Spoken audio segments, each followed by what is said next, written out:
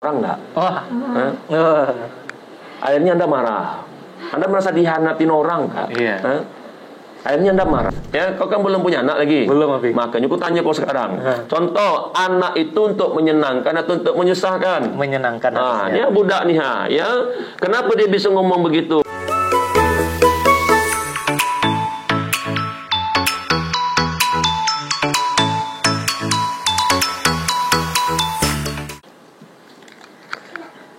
Bismillahirrahmanirrahim. Assalamualaikum warahmatullahi wabarakatuh. Waalaikumsalam warahmatullahi wabarakatuh. Alhamdulillahirabbil alamin. Assalatu wassalamu ala asrofil anbiya'i wal mursalin wa ala alihi wa sahbihi rasul ajmain. Bersyukur kita kepada Allah Subhanahu wa taala yang memberikan kesempatan kepada kita untuk bisa berjumpa kembali dalam acara kisah Kicauan Sore Berfaedah. Insyaallah. Bersama pemateri yang sangat luar biasa pada kali ini. Soalnya nanti kita bacakan profil beliau nanti. Ya, pertama sebelum itu kita bersalawat dulu kepada Nabi Muhammad SAW. Allahumma sholli ala sayyidina Muhammad wa ala ali sayyidina Muhammad. Baik, rekan-rekan sekalian, pada kesempatan kali ini kita akan membahas suatu topik yang sangat dekat dengan kita. Baik itu para calon ibu ataupun yang menjadi ibu saat ini, menjadi orang tua, ataupun orang yang ingin belajar tentang parenting. Ini sangat penting sekali bagi kita semua. Karena pada kali ini kita akan membahas tentang cara pintar dalam mendidik anak tanpa marah. Bersama pemateri kita yang sangat luar biasa, bersama Abi Fahri Nabhan Robbani. Masya Allah. Lama pula. Abi Fahri, ya. Sebelum itu kita perkenalkan dulu beliau, profil singkat beliau. Nama lengkap, nama panggung beliau. Ya, nama panggungnya Abi ya.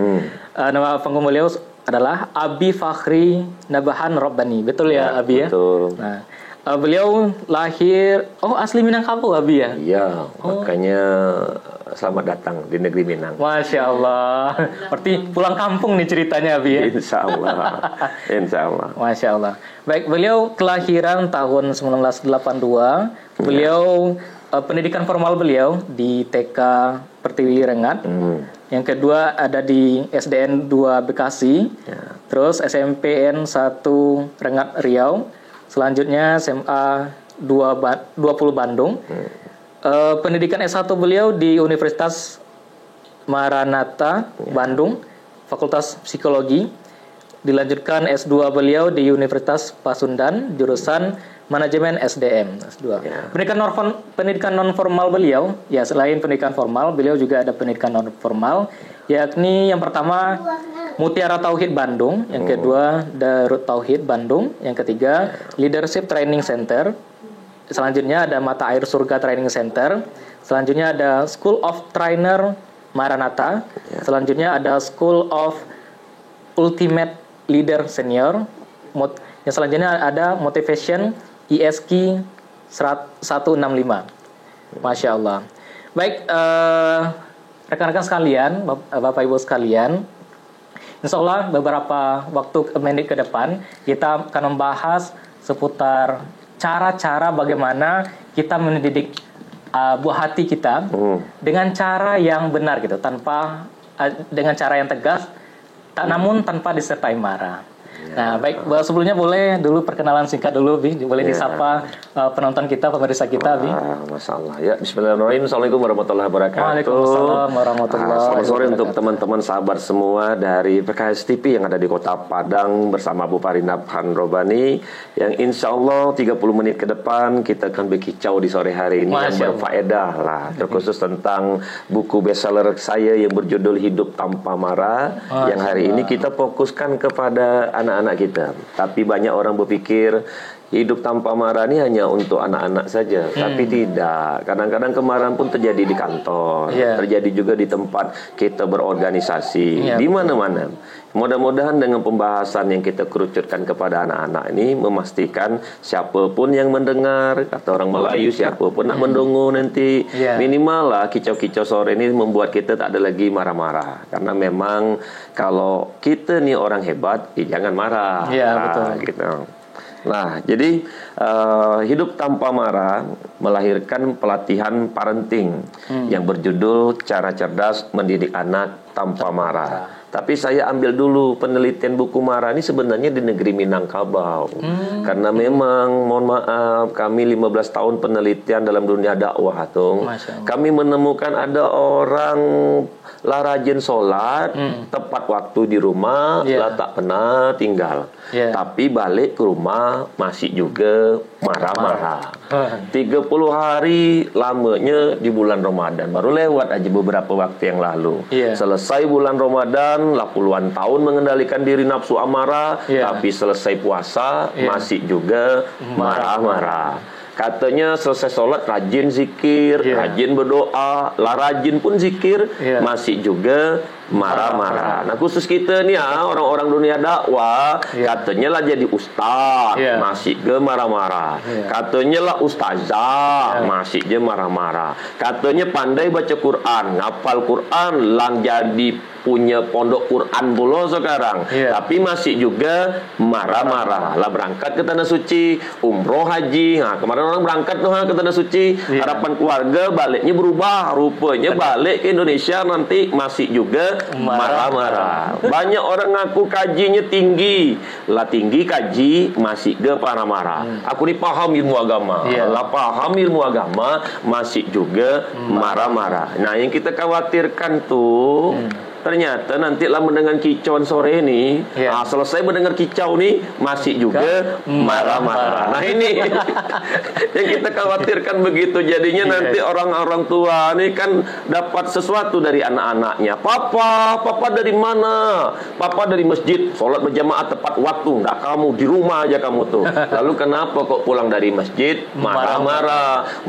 Mama dari mana? Mama dari majelis taklim, belajar ilmu agama sama Pak Ustaz. Dah kaya main handphone aja kerja kau itu. Lalu kenapa balik dari majelis taklim masih juga marah-marah? Nah, termasuklah orang-orang kantor di sini, setiap hari sering dengar pengajian, sering dengar pengajian masih juga marah-marah. Belajar ilmu agama lah di mana-mana, di NU, Muhammadiyah, Salafi, Tarekat, Jamaah Tabligh, Persis, Marifat, Tasawuf, Sufi. Tapi lah mengaji kemana-mana masih juga marah-marah. Tadi baru baca Quran, orang baca Quran tuh makin lembut hatinya. Selesai baca Quran masih juga marah-marah. Ini ada yang salah.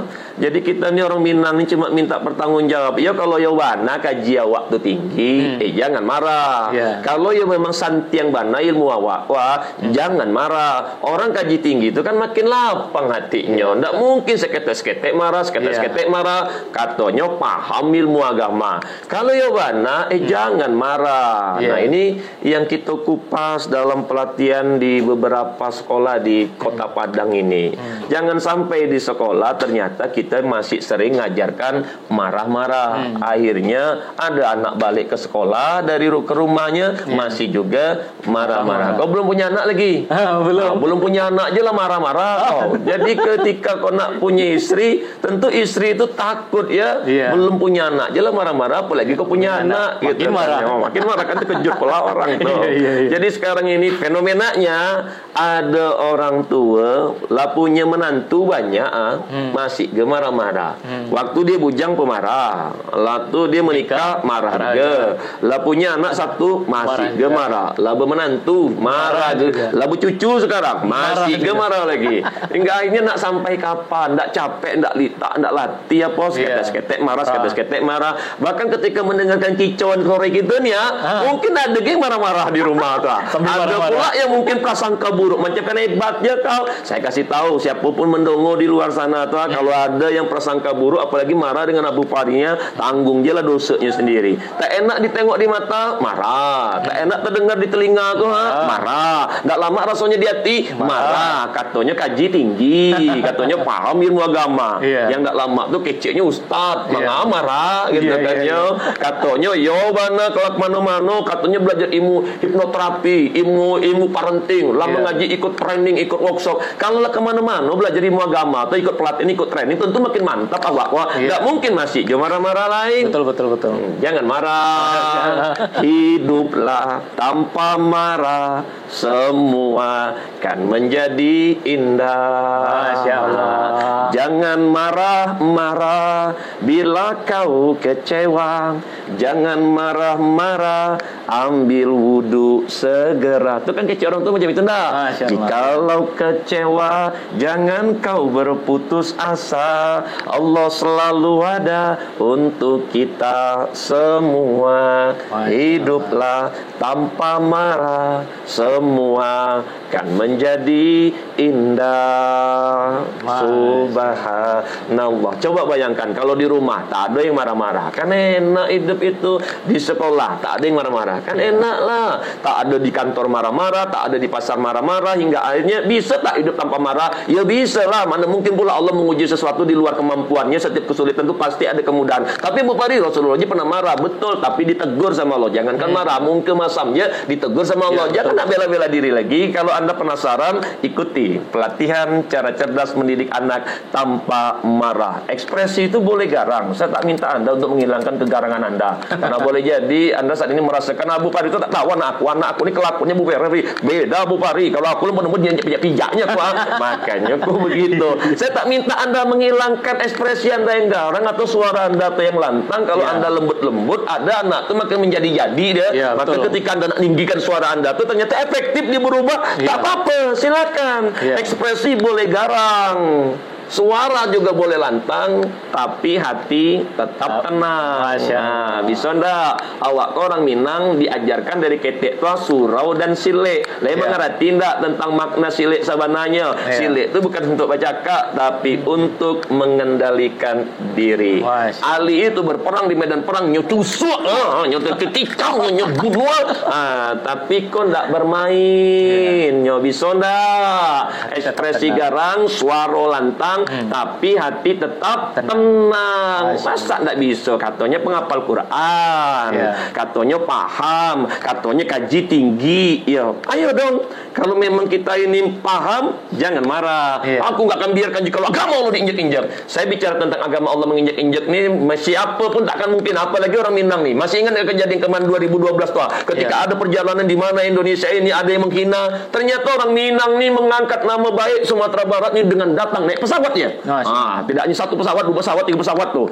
Luar biasa. Itu bukti saya pun orang Minang takkan biarkan kalau seandainya di depan mata kita diinjak-injak. Karena memang tak boleh. Kalau kau melihat sesuatu kemungkaran tuh, tak bisa kau ubah dengan tanganmu, dengan lisanmu, minimal dengan hatimu. Itulah selama-lamanya iman. Yang tak boleh itu kan melampaui batas. Makanya ketika kita berperang pun ada adab berperang, etika berperang, baris berbaris dalam berperang. Perang dalam Islam itu bukan aksi balas dendam, apalagi pembantaian. Bahkan setelah menang perang pun Rasulullah pun membebaskan tawanannya. Betul-betul. Masih ingat kita kejadian ketika Hindu memakan jantung pamannya Hamzah itu. Ujung-ujung ceritanya kan Indun tuh dimaafkan juga. Masih ingat nggak ketika Rasulullah tuh ditoib, dilempari, diludai sampai berdarah-darah sekarang. Bahkan kawannya pun melindungi, menjaga. Masih juga berdarah-darah sekarang. Hingga akhirnya malaikat itu menawar tuh, balikan aja lah gunung ini, ku matikan. Wih, jangan, kata Rasulullah tuh. Mereka itu umatku, umati. Mereka itu tidak tahu apa yang mereka lakukan. Bahkan begitunya rasa ketika ada pun kejadian Rasulullah menyuapi pengemis buta, Rasulullah tuh gila, disuapinya juga dengan lembut. Rasulullah tuh dukun, disuapinya juga. Rasulullah tuh tukang adu domba, Rasulullah tuh fitnah, macam-macam, tapi nyuapin juga dengan elok. Sampai tidak ada satupun sahabat bisa menanding kelembutan Rasulullah dalam menyuapi pengemis buta tuh. Ya, kalau begitu ini menunjukkan ketika Rasulullah berperang di medan perang bukan sebagai aksi balas dendam, bukan apalagi pembantaian. Tapi bagaimana ketika kita nih ya dalam berperang itu kita mengikuti apa yang Allah perintahkan. Bahkan kalau seandainya mereka lah terpojok sekalipun mereka mengucapkan kalimat la ilaha illallah, ternyata ada sahabat yang masih juga bunuh dia. Kena tegur sama Rasulullah. Memang kau tahu apa yang di dalam pikiran hatinya. Main tebas aja kau belajar jantungnya, kau tengok langsung udah mati itu. Apa kau tahu? Takkan. Maka dalam hidup tanpa marah nih, waktu 30 menit takkan lepas. Tapi sederhananya beginilah. Ayolah hidup tanpa marah. Lah saya bilang tadi, saya tak melarang kita nih ekspresinya garang, tak. Saya juga tak melarang ekspresi suara nada kita nih lantang sebagai kita menunjukkan ketegasan kita. Saya tak larang. Cuma jangan sampai mengikuti nafsu amarah. Ini dia permasalahannya di nafsu amarah nih. Kita diperintahkan sholat, ya, tapi kita juga diperintahkan jangan ngikutin nafsu amarah. Kita diperintahkan tentang puasa, iya, tapi kita juga diperintahkan jangan mudah prasangka buruk sama orang. Kita diperintahkan tentang sedekah, iya, tapi jangan juga kita mengotori hati kita, tak boleh. Jadi kalau seandainya ada orang yang marah, saya orang backgroundnya psikologi, marah itu salah satu bentuk gangguan jiwa.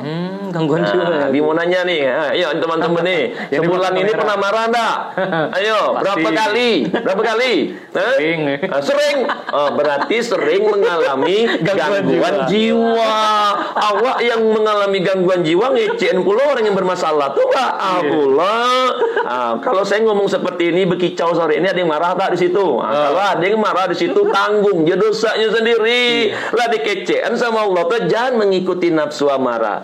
Biasanya kalau kita suka mengikuti nafsu amarah, marah mudah nilai orang jadinya. Mudah ujung-ujungnya prasangka buruk sama orang. Bekicau kita ternyata ada yang mendongo, ada yang melihat dari kejauhan tuh rupanya lah ada je dalam pikirannya bergerak. Siapa budak nih? Siapa betul dia ngomong macam kan iya je. Siapa betul kau? Itu je lah bertambah dosa gitu tak. Jangan mudah nilai orang. Saya tuliskan ada yang menarik nih, ciri manusia berakhlak Quran. Kalau betul kita nih berakhlak Quran, mana mungkin mudah nilai orang, mana mungkin kita prasangka buruk sama orang, betul enggak? Sekarang mau tanya, boleh enggak kita prasangka buruk sama orang? Boleh enggak? Tidak. Boleh enggak kita prasangka buruk sama saudara sendiri? Boleh enggak? Kita prasangka buruk je sama orang di luar itu lah dosa tuh, apalagi prasangka buruk sama dai. Bisa-bisa diambil berkahnya sama Allah tuh. Kenapa? Karena kita belum tabayun lagi, belum lagi ta'aruf, belum lagi tapahum, belum lagi ikut trainingnya, belum lagi ikut workshopnya. Tapi lah menyimpulkan sendiri, atulah banyak dosa kita. Jadi sengaja tadi gaya menyampaikannya kayak begitu. Mohon maaf ya, karena memang ada tujuan saya nak mancing emosi orang. Kalau terpancing emosi Anda mendengarkan kicau sore ini, jangan marah. Kenapa? Ya kita harus melatih diri kita. Tidak bisa kita mencegah orang untuk tak mancing emosi kita. Mana bisa? Manusia ini genetikanya aja beda, golongan darah aja beda, sidik jari aja beda, isi otak aja beda, dibelah otak tuh ada otak kanan atas, ada otak kanan bawah, ada kiri atas, ada kiri bawah. Belum lagi otak tengah. Pengalaman orang beda, masa lampau orang beda. Mana bisa kita maksa orang untuk sesuai keinginan harapan kita? Contoh lah, kau golongan darah apa? Orang darah A ini kan orang yang pintar nih ya, orang yang cerdas nih ya, orang yang memang berpikirnya rasional, berpikirnya logis. Dia senyum. Sebenarnya bawaan mukanya ini bukan senyum. Karena orang darah A nih ya, dia senyum sesuai kepentingan. Tapi kalau dia sendiri, mukanya tak enak ditengok nih. Tapi jangan marah gitu kan ya. Kenapa? Coba lah dikatakan iya. Apalagi ketika dia berkata iya, ya mudah-mudahan kau balik di tempat ini. Ya jangan muka masam lagi. Kau tengok ya, Rasulullah aja muka masam ditegur tuh apalagi kau bukan sangat jauh. jauh. Itu pun sengaja ditunjuk-tunjuk dia nih. Muka biar biadab-adaban. Karena memang ada kalau orang lah mudah marah, mudah prasangka, ujung-ujungnya mudah tersinggung. Betul. Dikit-dikit tersinggung, beko ndak menerima lah membalai lah menyinggung puro. Lama-lama jadi panyinggung, atas singgung, menyinggung, penyinggung, aduh ndak letak, ndak lah capek apa, seketek-seketek marah. Makanya di Minangko diajar orang kayak jago kece, jago lisan, jangan mudah menilai orang. Takkan ajo kawan-kawan, takkan ajo kampung halaman, jago kece, jago kelakuan. Saya tahu kok, sebenarnya Anda pun tak ingin marah. Cuma memang genetika Anda yang A ini orang-orang yang punya keilmuan yang cukup bagus, orang-orang yang rasional. Dia memilih memiliki data yang cukup baik untuk dikelola berdasarkan informasi yang dia dapatkan, hingga akhirnya tak mudah untuk percaya dengan orang. Dia selalu mencari informasinya lebih lengkap lagi, datanya, hingga akhirnya boleh jadi karena terlalu hati-hati waspada dengan orang, terpleset dikit, nanti mudah menilai orang. Orang yang mudah prasangka buruk, ini hati-hati. Sekali lagi, boleh tidak kita menganalisa orang? Boleh aja, tapi prasangka buruk tak boleh. Bedanya di mana? Prasangka buruk ini ada sisi negatifnya, ada perasaan negatifnya. Kita tuh lah tak enak je dengan budak tuh. Kalau analisa, dia mencoba mencari informasi lebih lengkap. Maka kalau orang lah mudah marah, nanti mudah prasangka, lama-lama mudah tersinggung. Ya, katanya rajin baca Quran, mangga tersinggung. Iya. Orang rajin baca Quran tuh makin tenang hatinya, bukan tersinggung. Apalagi awak jadi guru Quran. Orang guru Quran tuh tentunya bisa membuat ketenangan dalam lingkungannya. Ada masalah seketik dia tikonya baca Quran, tenang hatinya, bukannya tersinggung. Ya, nah, jadi ke orangnya penyinggung dah. Sedikit. Sedikit. Karena tersinggung itu juga merupakan salah satu bentuk gangguan jiwa. Jiwanya terganggu, makanya nyita singgung. Kalau nyu sehat, jiwanya mah mungkin tersinggung. Nah, saya berbicara seperti ini ada yang tersinggung dah. Tersinggung anda, dosa lagi anda. Kalau dikecen sama Allah, tidak boleh. Wak sakit ya tiawak, kotor ya tiawak, atas singgung. Jadi awal mulanya dari keyakinan kita nih. Karena saya menemukan banyak orang cara berpikirnya yang salah. Jadi ketika dalam pelatihan tuh, kita memang kejar cara berpikir orang. Contoh, ada yang bilang marah tuh boleh asalkan pada tempatnya. Nah, setuju enggak? Setuju. Ayo, kamu setuju enggak? Setuju. Kalau kau setuju enggak? Setuju. Kecek siapa? Kata saya. Siapa yang ngajang? Dia dari mana anda belajar? Ustadz mana yang ngajarkan anda marah tuh boleh asalkan pada tempatnya? Siapa yang bilang? Ada dengar sih. Pondok pesantren mana? Dengar aja ya. Pernah dengar sih. Ini yang Abi maksud tadi. Jadi khawatirnya kita nih mindsetnya banyak salah, banyak dong orang. Kalau dalam pelatihan hari ini tadi saya sampaikan, anda belajar dari mana marah tuh boleh asalkan pada tempatnya. Sampai-sampai saya tunjuk-tunjuk itu bukti kau tak kenal Tuhan. Sengaja kau tunjuk-tunjuk biar tersinggung dia. Gitu kan, nanti gangguan jiwa nanti. Kenapa? Ya coba, apakah anda pernah mendengarkan Allah berfirman dalam Al-Quran? Atau apalagi waktu kocik-kocik kita ini mendengarkan ceramah bulan Ramadan tuh mungkin tak pernah lewat. Pernah tidak mendengarkan Ustaz menyampaikan, Allah menyampaikan dalam Al-Quran, wahai hambaku, sesungguhnya marah tuh boleh asalkan pada tempatnya. Ada tak? Tidak ada. Ada tak? Tidak ada. Atau mungkin pernah dengar Rasulullah sebelum meninggal, umati, sesungguhnya marah tuh boleh asalkan pada tempatnya. Ada tak? Tidak. Itu bukti dari mana waktu belajar marah tuh boleh asalkan pada tempatnya. Karena kita boleh jadi banyak dong orang, kata orang. Makanya kalau dalam pelatihan manusia berakhlak Quran tahun lalu tuh, kalau seandainya mau ngambilkan cara berpikir yang benar, jangan banyak mendangan orang dulu, kece orang dulu. Coba tanya kece Allah apa? Ada ndak Allah mengecekan marah tuh boleh asalkan pada tempatnya? Kalau awak berbeda pendapat, anggaplah awak berbeda pendapat di orang-orang yang menonton awak kok. Sekarang begitu aja lah. Kalau awak beda pendapat kan dikecekan sama Allah, kembalikan kepada Allah dan Rasulnya. Tanya ke Allah kok, ya Allah mengenai bab marah kok ceritanya. Ternyata kece Allah, barang siapa yang nafsu amarahnya, maka surgalah tempatnya.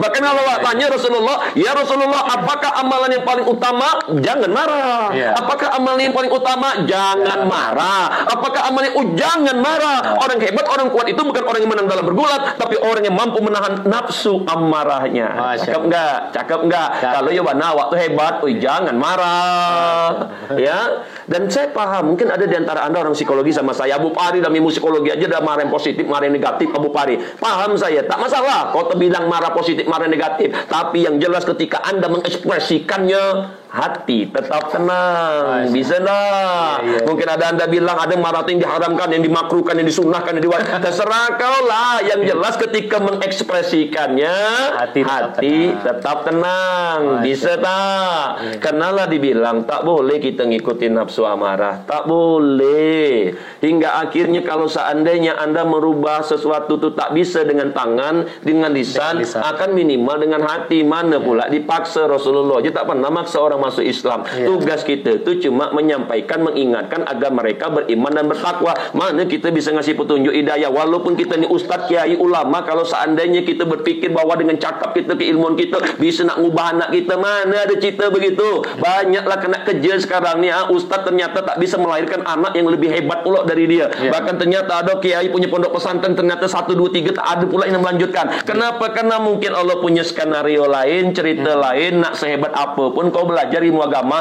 kalau aku tak memberikan petunjuk hidayah kepada istri kau, anak kau, takkan ada yang bisa. Kenapa? Karena yang kuuji tu bukan mereka, kau tu yang kuuji. Katanya kau ni ustaz, ya kuuji belum kalau dari anak kau. Betul tak kau sabar dari anak kau? Jangan sampai kau di luar tu nampaknya jadi orang yang penyabar, betul, tapi di rumah dikit-dikit tersinggung, dikit-dikit tersinggung. Katanya kalau di luar tu nampaknya bijaksana, karisma, ternyata kalau di rumah menangis istri yang gue, sakit istri di gue tu. Ya, jangan marah, jangan marah. Ini kan bicara tentang bab hidup tanpa marah, cara cerdas mendidik anak tanpa marah. Anak tuh yang buat salah. Saya tuh paling senang kalau anak tuh mancing emosi, mancing marah. Kenapa? Karena saya tuh waras. Anda gimana? Anda kalau anak Anda mancing emosi, Anda senang tak? Makin emosi. Kalau makin emosi. Itu bedanya. Kalau Abi ini senang kalau anak tuh mancing emosi. Kenapa? Kenapa? Pengen tahu. Kenapa? Be ambo ko waras. Oh gitu ya. Kenapa? Jangan marah ya. Seolah-olah Abi itu mau hebatkan diri, tapi yang mendangai indah. Bukan macam itu, karena memang nak memancing emosi Anda tuh. Jangan puluh marah, puluh mendangan tak sesuai di telinga awak marah lah. Tak sesuai di hati awak marah lah. Itu sengaja. Sabananya kece Abi, kau macam iko hasari-hari. Assalamualaikum warahmatullahi wabarakatuh, ibunda dan ayanda semua. Ketika berbicara tentang hidup tanpa marah, sabananya macam itulah kece Abi di kajian. Tapi ini berkicau. Mari kita berkicau. Mari kita berkicau. Sengaja lah, karena memang ekspresi yang tidak menyenangkan tuh saya paham. Saya buatin diri saya tak menyenangkan di mata orang. Saya punya maksud tertentu. Ini pelatihan. Saya membuat ekspresi saya menyenangkan di mata orang karena ini berbicara tentang suatu pencarian solusi. Satu atap, satu jiwa. Bahkan kalau ada di antara Anda saat ini gara-gara marah, sahabat sejati yang kini Anda ngerasain ditinggalin orang nggak? Akhirnya Anda marah. Anda merasa dihianatin orang nggak? Akhirnya Anda marah. Anda merasa orang tidak loyal. Akhirnya Anda marah. Anda merasa lah perjuangan lah panjang ceritanya, tiba-tiba dia nak sendiri aja. Anda marah. Hal yang seperti itu kaji-kaji Abi, karena memang nanti kalau ada di antara Anda dulu temanan baik, sahabat baik, lalu saat ini berada di ambang perpisahan, perceraian, coba duduk dengan Abu Pari. Tidak mesti harus berpisah, tidak mesti harus bikin partai lain, tidak mesti pula bangun lembaga lain. Anda masih bisa bersatu kok. Saya akan tes genetika Anda. Saya banyak ketemu orang ini muka dua. Makin dewasa orang ini pandai mengemas diri, seolah dirinya betul. Dia tak sebut nama, tapi orang tahu siapa yang dimaksudkan. Ada orang yang paling victim ya, dia membuat dirinya seolah-olah terzolimi, tersakiti. Sebenarnya cerita sebenarnya tak begitu juga. Dia juga yang salah. Cuma dia pandai mengatur bahasa tubuhnya, bahasa katanya, membuat pergerakannya seolah-olah begini dia. Tapi yang satu tuh nampaknya tak hebat gitu tekannya. Cuma mengamati, tiru dan modifikasi. Aku lihat tak pula begitu. Jangan marah. Jangan marah. Kalau memang Anda ingin mencoba untuk bersatu kembali dengan orang yang dulu Anda cintai, ternyata menyakiti Anda, saya khawatirnya Anda darah O. Jangan-jangan Anda memang orangnya mudah tersinggung. Tak dihormatin orang, tersinggung. Tak dihargain orang, tersinggung. Tak disebut namanya, tersinggung. Tak dimuliakan, tersinggung. Tak dianggap, tersinggung. Tak diapain orang, tersinggung. Lalu merajua, lalu pindah, lalu bikin suram. Jangan marah. Jangan marah. Karena memang setiap kesulitan itu pasti ada jalan keluarnya. Alah mau berkicau lah 10 menit Abi berkicau. Kalau nak bertanya lah ya. Ini ada mereka nak bertanya enggak? Ada yang bertanya enggak? Ada orang nak sini nak bertanya, silakan. Ada lagi nih yang menarik ya. Jadi ada juga orang sebut sabar tuh ada batasnya Bu Pari. Ya, sekali kau begitu, aku masih bisa nahan ya. Ada 3 kali. 2 kali kau begitu, kau masih tahan tahan kau. 3 kali kau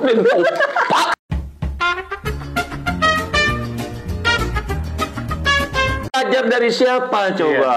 Dari mana Anda belajar sabar itu ada batasnya? Mungkin Anda banyak, ya kalau aku pun gitu pun aku pun tak bisa diam. Kalau Anda bertanya ke orang, ya begitulah kejadiannya. Coba bertanya ya Allah dulu. Nah, ternyata kece Allah tuh sesungguhnya sabar itu adalah kewajiban untukmu. Maka ndak ada batas-batasnya. Kalau Anda mengatakan sabar itu ada batasnya, itulah kenapa Anda lah merasa sekali, 2 kali, 3 kali, Anda cubitlah anak Anda tuh. Akhirnya terkeluarlah carut-carut tuh mungkin. Dia lah menahan-nahan. Padahal ketika kita menahan tuh Abi bilang Abi itu senang karena kece Allah macam itu. Barang siapa yang menahan nafsu amarahnya, maka surgalah tempatnya. Jadi sebenarnya ketika ada orang mancing emosi, kita menahan, itu sebenarnya hal yang baik, hal yang buruk. Nah, ayo. Hal yang merugikan atau yang menguntungkan? Peluang surga. Surga. Jadi bayangkan ya, aku ulang kok. Kece Allah barang siapa menahan nafsu amarahnya, surgalah tempatnya. Anggaplah di rumah. Siapa yang paling sering mancing emosi kita tuh? Anak. Ketika anak mancing emosi, tahan. Surgalah tempatnya. Mancing emosi ini lagi, tahan. Surgalah. Ditambah pula laki awak lain. Tahan. Surgalah tempatnya. Nah, ternyata ketika ada orang mancing emosi, awak menahan, surga tempatnya. Jadi ini fakta. Sebenarnya ketika ada orang mancing emosi, dek keceknya, dek kelakuannya, dek perbuatannya, sebenarnya menguntungkan atau merugikan? Sepertinya menguntungkan. Kalau Anda merasa menguntungkan, seharusnya ekspresi Anda gimana? Alhamdulillah. Bukannya marah. Lagi pula kalau nyozolim, kan lah dikaitkan sama Allah. Kezoliman itu akan kembali kepada pelakunya. Kalau seandainya dia berbuat sesuatu yang menyakiti, apa yang dia buat akan kembali kepada dirinya. Yang kita inginkan itu, ikutin lagi kece Allah ketika awak dizolimin orang, apa yang harus awak lakukan? Membalai, silakan membalai, tapi itu sesuai. Jangan pula melampaui batas. Tapi yang paling elok tuh maafkanlah mereka. Bisa dah. Katanya kaji tinggi. Kalau kaji tinggi, ya maafkan dong mereka. Ini tentang orang-orang yang selalu menganggap dirinya itu kaji tinggi. Rupanya cuma merasa. Orang yang kaji tinggi dengan orang yang merasa tinggi itu beda. Merasa tinggi itu ada unsur kegeeran. Inyo dia merasa, orang lain tak merasa. Dia mengaku aku paham ilmu agama. Orang yang paham ilmu agama dengan orang yang merasa paham itu beda. Jadi merasa kok ada unsur kegeeran. Nyoyo yang merasa, orang lain tak merasa. Jadi kalau sebenarnya awak kau memang ingin hidup tanpa marah, bisa ndak? Bisa dong. Ya, kenapa? Karena banyak orang yang dulu kerjanya itu marah-marah aja, sekarang tak marah-marah. Berarti itu bukti dia bisa hidup tanpa marah. Lagi pula kalau kita ni pelepas pula, mati yang mentah. Kalau pula terlepas begitu juga, istighfar awak minta ampun ke Allah ta, rupanya dimaafkan juga. Ternyata ada orang yang tadi awak horiaknya menahan diri, surga untuk inyo. Alhamdulillah dah. Jadi pandai-pandai lah dalam hidup kau. Pernah belajar jadi guru di Padang kok, tapi almarhum beliau, mudah-mudahan beliau Allah lapangkan kuburnya ya, dijauhkan dari siksa kubur. Jadi keceknya orang Minang kok bi ndak cukup hidup tuh pandai-pandai yo bi, tapi 3P-nya pandai-pandai. Toyo mantap Tuhan. Itu abi bangga jo ulama Minangkabau kok ya. Jadi harapan Nabi pengen duduk sama-sama jo guru-guru ulama di kota Padang ini, tapi kayaknya belum ada jodoh lokasikan. Karena memang Abi itu meneliti tentang ini Pak, tentang ya mungkin sesuatu yang mungkin Anda akan setuju.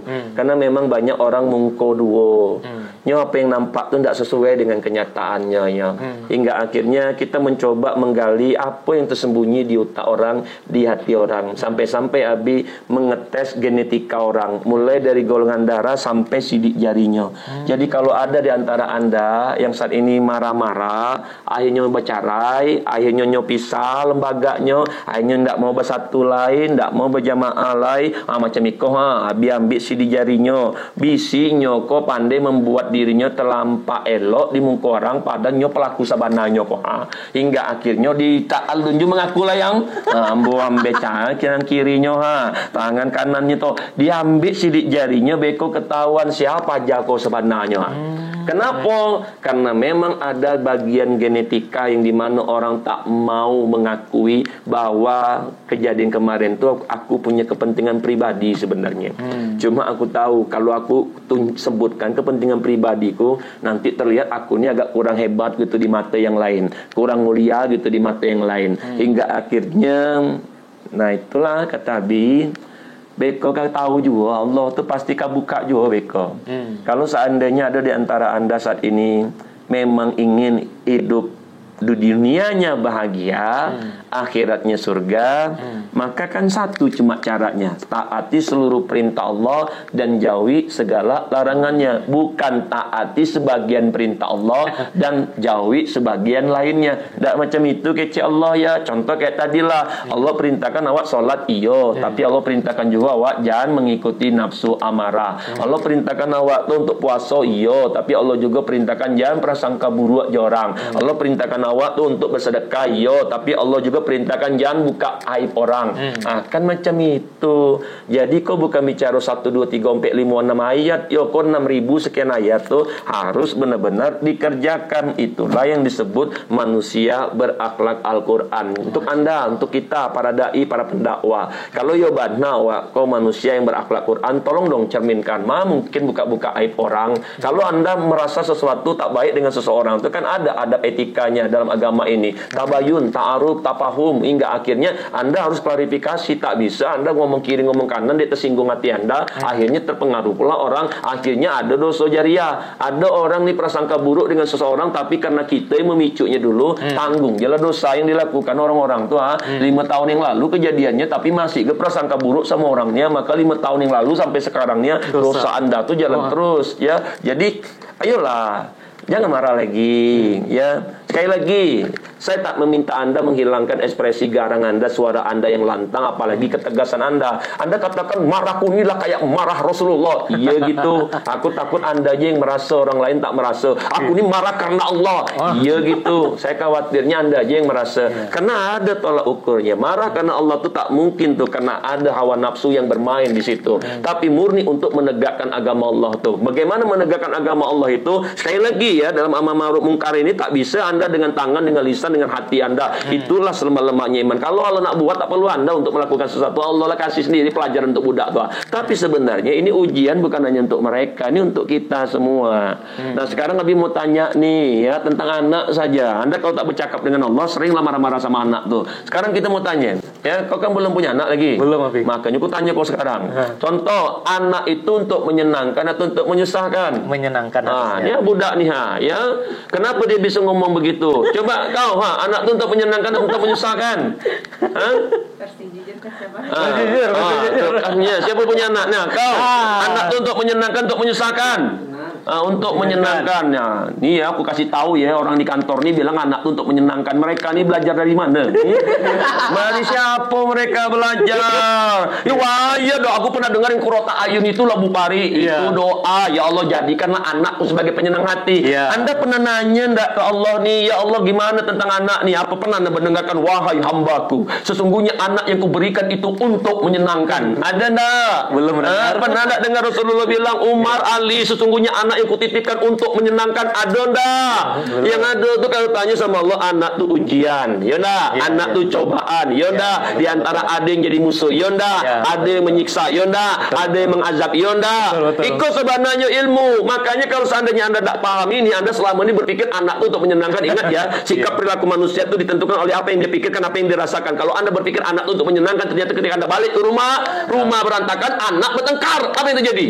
Emosi Anda. Tapi beda kalau awak mengecek ya Allah. Ternyata ketika awak pulang ke rumah berantakan, anak bertengkar, apa yang terjadi? Yo, memang kecek Allah macam begitu, pula lain. Kecek Allah anak tu ujian, anak tu cobaan. Di antara ada yang jadi musuh, di antara ada yang menyiksa, mengazab tu alai terimalah.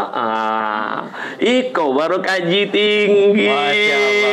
Jangan marah. Ya maksudnya begitulah. Ya khawatirnya kita ini salah persepsi, salah cara berpikirnya, masih pakai nafsu atau masih pakai dengar kata orang tapi tak pakai kata Allah. Ini yang kita ingin edukasi ke masyarakat itu. Kita ingin coba berkicau, ini bukan masalah orang salafi hingga akhirnya seolah-olah terkesan fanatik ilmu agama, bukan. Saya juga bukan orang salafi hingga akhirnya ingin menceritakan aku ini orang salafi, bukan. Tapi saya berbicara tentang Quran dan Sunnah. Ini bukan milik salah satu kelompok golongan. Ini adalah milik kita bersama. Siapapun di antara kita yang mentaati seluruh perintah Allah dan menjauhi segala larangannya, maka surgalah tempatnya. Jadi kita sebagai seorang muslim harus semangat ya, mau jadi orang NU, Muhammadiyah, Salafi, Tarekat, Jamaah Tabligh, Persis, Marifat, Tasawuf, yang jelek kata Allah Ta'ala, siapa yang taat pada perintahku masuk surga, yang membangkang masuk neraka. Siapapun yang berprasangka buruk, tanggung dia lah dosa kau sendiri. Jadi teman-teman, sahabat-sahabat semua, tiada lain Abi ingin menyampaikan kepada kita yang saat ini ada di Indonesia. Ayolah, kita ini bersaudara. Jangan marah-marah, jangan prasangka. Kalau ada yang tak cocok, kita ta'aruf, kita tabayun, kita tafahum, kita duduk bersama. Kalau seandainya ada di antara kita salah, maafkan saya. Kalau seandainya ada di antara kita nih tak mau minta maaf padahal dia salah, dia kasih waktu dia. Kalau seandainya ada di antara kita ini memang merasa butuh waktu, ya sampaikan ke orang, aku bukan marah sama kau, cuma aku butuh waktu aja. Masih sakit aku mendengarkan ucapan kau, gitu kan ya. Menenangkan diri. Jadi sahabat semua, ayolah hidup tanpa marah. Masya Allah. Ya, sekali lagi, hiduplah tanpa marah, semua kan menjadi indah. Subhanallah. Allahu Akbar. Allahu Akbar. Allahu Akbar. Allahu Akbar. Baik, itu saja mungkin dari Abi, kenal di kode nih, waktunya lah habis ya. Bagi Anda yang mengikuti pelatihan hidup tanpa marah, malam nanti ada pelatihan sholat khusyuk. Anda bisa ikuti pelatihan sholat khusyuk malam hari ini. Boleh jadi penyebab kemarahan itu karena ada masalah dengan sholatnya. Karena tidak mungkin orang sholatnya bagus tapi marah-marah.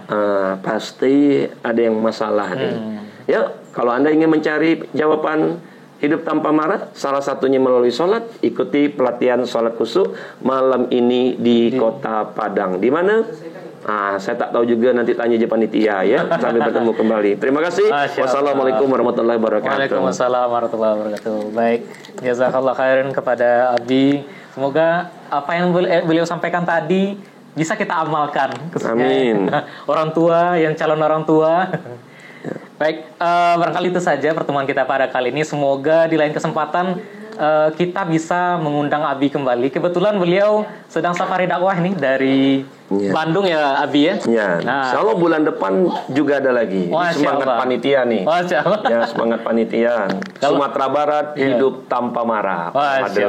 Kalau ada kesempatan bisa kita undang lagi ya Abi, boleh ya Abi ya? Insya Allah. Tapi saya izin mohon maaf ya, gaya tadi itu settingan nomor 5. Hanya sebuah metode. Mudah-mudahan Anda tak terpancing marah pula. Tidak apa-apa. Ya, itu peluang surga itu. Masya Allah. Tahan. Surga lah tempatnya. Betul. Baik, barangkali itu saja pertemuan kita pada kali ini. Kita cukupkan dengan lafaz hamdalah. Alhamdulillahirabbil alamin. Kita sempurnakan dengan doa kafaratul majelis. Subhanakallahumma wa bihamdika asyhadu an la ilaha illa anta astaghfiruka wa atubu ilaik.